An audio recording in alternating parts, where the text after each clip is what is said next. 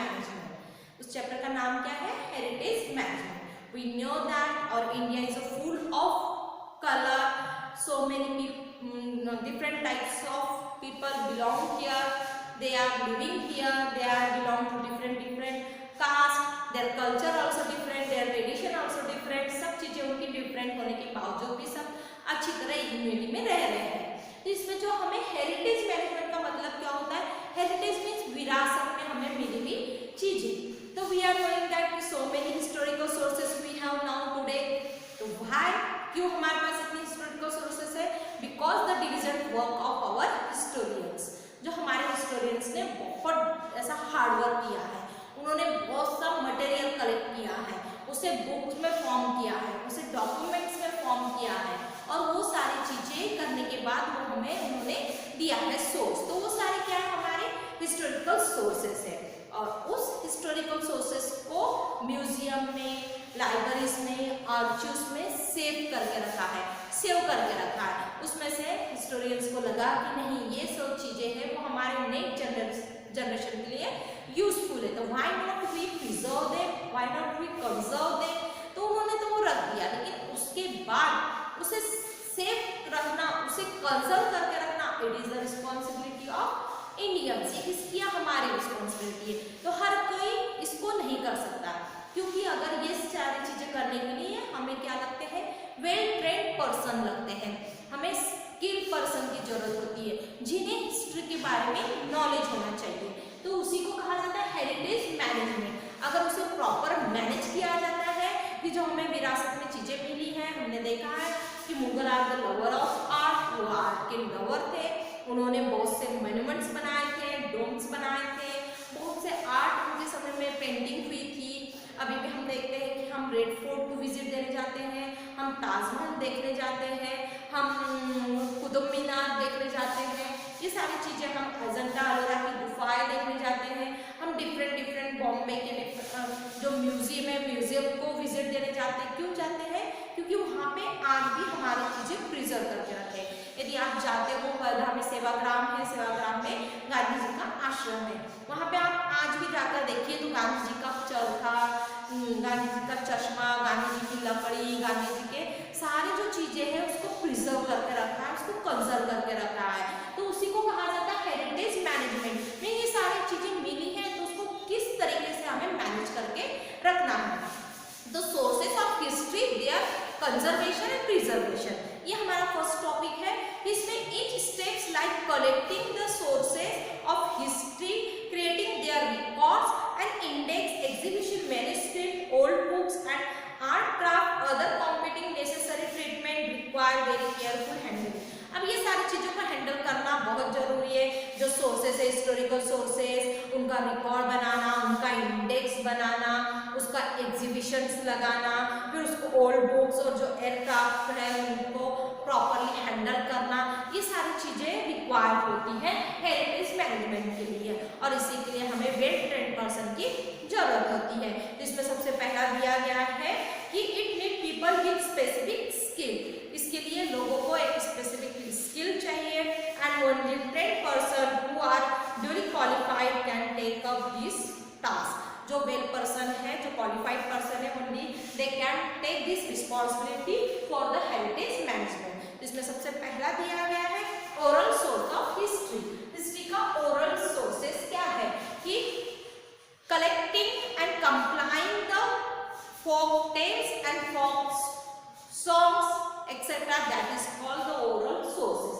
means orally poem को collect करना, story को कलेक्ट करना, ये एक काम होता है ओरल सोर्स ऑफ हिस्ट्री में।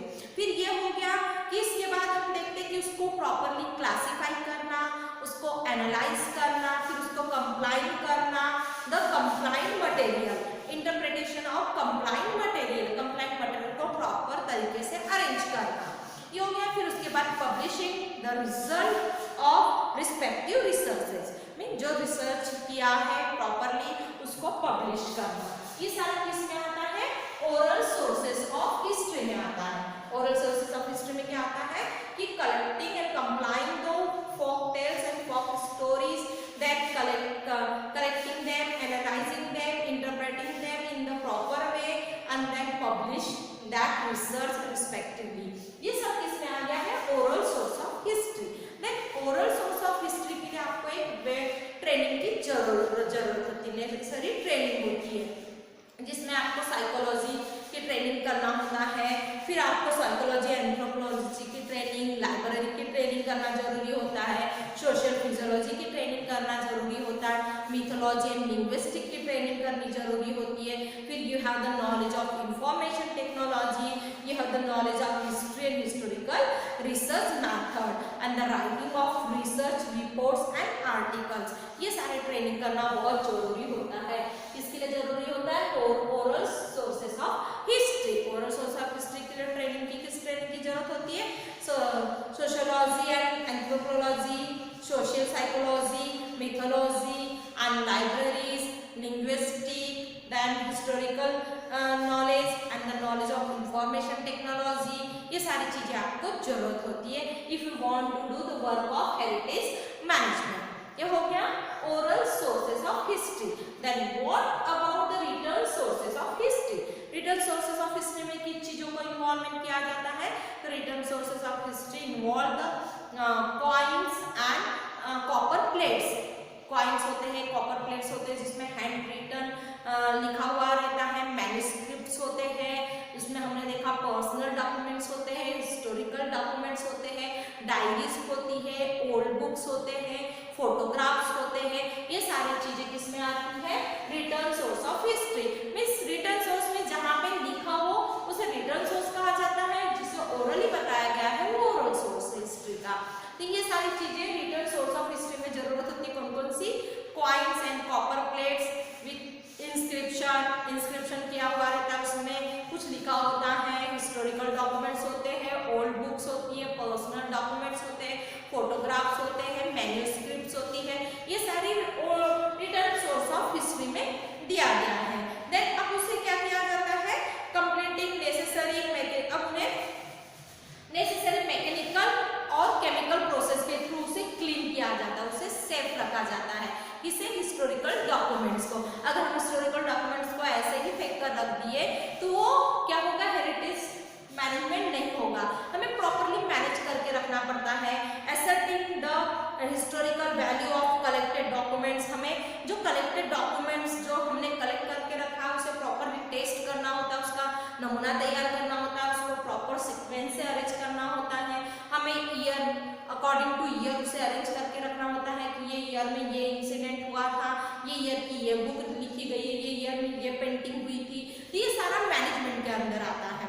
देन एग्जिबिटिंग सिलेक्टेड डॉक्यूमेंट, जो डॉक्यूमेंट सिलेक्ट करके रखा है उसे एग्जीबिशन में लगाना, ये एक काम होता है। Then the publishing edit documents and research reports. Then edit documents को एडिटिंग करना, पब्लिश करना, रिसर्च रिपोर्ट को लोगों के द्वारा लोगों के सामने लाना, ये सारी ड्यूटी किसकी होती है? रिटन। तो हमने देखा कि रिटन रिसोर्सेज में बहुत सी चीजों को हमने देखा कि किस किस चीज का नॉलेज होना चाहिए। इसमें कुछ चीजें और ऐड होती है कि किस टाइप का नॉलेज हमें रिटन रिसोर्स में होना चाहिए। Knowledge of properties of various stones and metals used for inscription, हमें इसका भी नॉलेज होना चाहिए कि जो वेरियस प्रॉपर्टीज यूज की गई है जैसे स्टोन्स, मेटल्स इंस्क्रिप्शन के लिए, तो वो किस टाइप का है, इसका भी नॉलेज रिटन रिसोर्सेज में दिया गया है। Then knowledge of the equipment and chemicals use in various process of cleaning, conservation and preservation. Then हमें नॉलेज होना चाहिए किसका? इक्विपमेंट का, केमिकल्स का, कि हमें किस इक्विपमेंट को किस केमिकल से का यूज करना है, उस पर क्लीनिंग के लिए, उसके कंजर्वेशन के लिए, उसके प्रिजर्वेशन के लिए, ये सारी चीजें भी हमें पता होनी चाहिए। Then knowledge of various approaches of managing exhibition in museum, galleries and information technology. फिर हमें म्यूजियम गैलरीज में यदि हमें एग्जीबिशन लगाना है तो हमें किस तरीके से एग्जीबिशन लगाना है, उसमें हमें किस डॉक्यूमेंट्स को इन्वॉल्व करना है, ये सारी चीजें का भी नॉलेज हमें रिटन सोर्सेस में होना बहुत जरूरी है।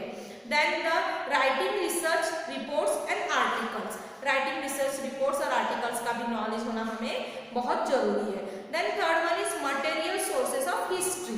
थर्ड में दिया गया है मटेरियल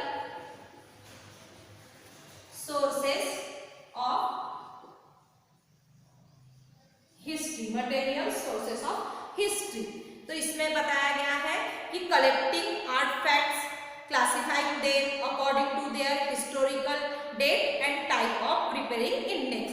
हमें आर्टिफैक्ट्स जो है उसे क्लासिफाई करना है, हिस्टोरिकल तरीके से उसे क्लासिफाई करना है, एंड देन उसका जो इंडेक्स है उसे क्लासिफाई करके उसे प्रॉपरली अरेंज करना है।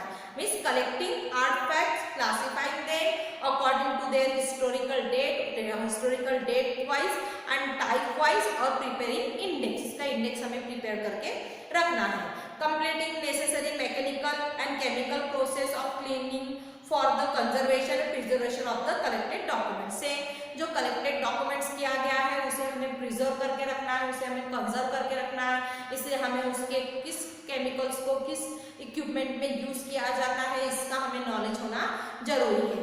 Arranging exhibition of selected artifacts of their replies, हमें क्या करना है एग्जीबिशन में ऐसे ही सिलेक्टेड आर्ट मटेरियल्स को रखना है कि जिसका अच्छा रिप्लाई लोगों की तरफ से हमें मिल सके, लोग ज़्यादा से ज़्यादा उस म्यूजियम में एग्जीबिशन में विजिट देने के लिए आ सके।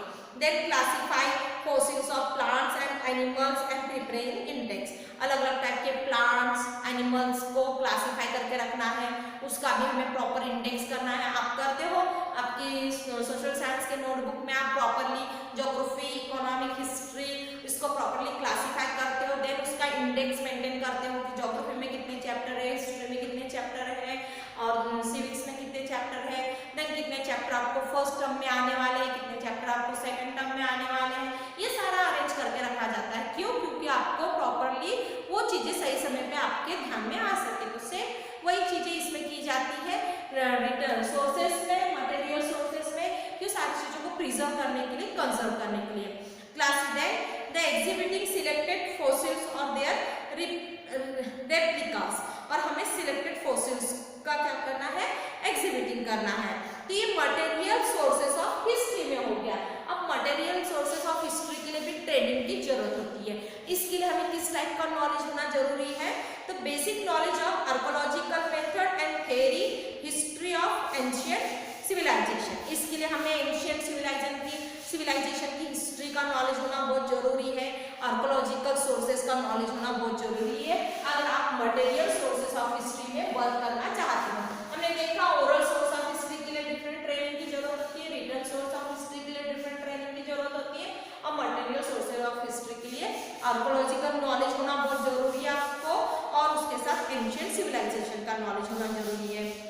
Then knowledge of the regional sources of material like stone, minerals, metals, clay, stone, minerals, metal, clay, इसका यूज किस तरीके से किया गया है, उसका प्रोडक्शन में यूज कैसे किया गया है, और उसमें केमिकल प्रॉपर्टीज कौन सी यूज की गई है, इसका भी आपको नॉलेज होना बहुत जरूरी है। Knowledge of equipment and chemical necessary for the cleaning, से इक्विपमेंट को क्लीन करने के लिए केमिकल प्रोसेस का आपको नॉलेज होना जरूरी है। Then knowledge of various schools and styles of arts and their development, अलग अलग डिफरेंट टाइप के स्कूल का नॉलेज होना जरूरी है, और डिफरेंट आर्ट्स, डिफरेंट डेवलपमेंट के लिए डिफरेंट आर्ट्स होना बहुत जरूरी है, उसका भी नॉलेज होना आप लोगों को जरूरी है। Knowledge and skill of making replicas, models of artefact, इस आर्टिफैक्ट्स के मॉडल कैसे बनाए गए हैं, किस चीजों से बनाए गए हैं, इसका नॉलेज होना जरूरी है। And fossils, knowledge of various opportunities management exhibition in museum, galleries and information.